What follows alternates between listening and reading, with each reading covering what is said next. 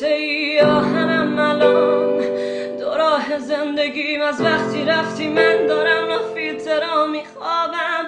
الحق که سختی مشتی من یه خورده بی‌اراده‌ام، یه بی‌اراده، اما سزامو دادم.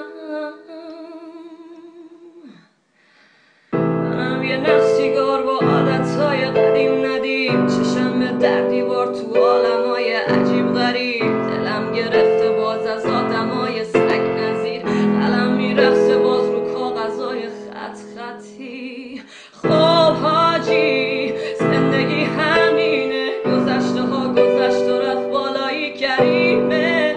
امروزه باشه فردا که خمیره، ببین کور بشه تو تا چشمی که نبینه.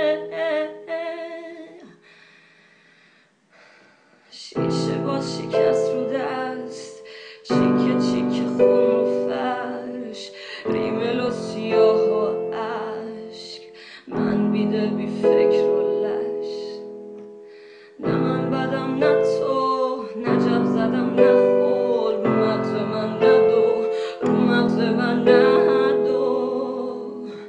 اینجا شهر وحشی هست، باخت مال مشتی هست، بکش تو حبس کن، چرک تو حبس کن.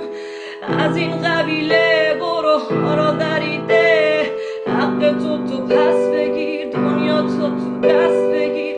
پشت من مالید به خاک، خوش به حال زندگی.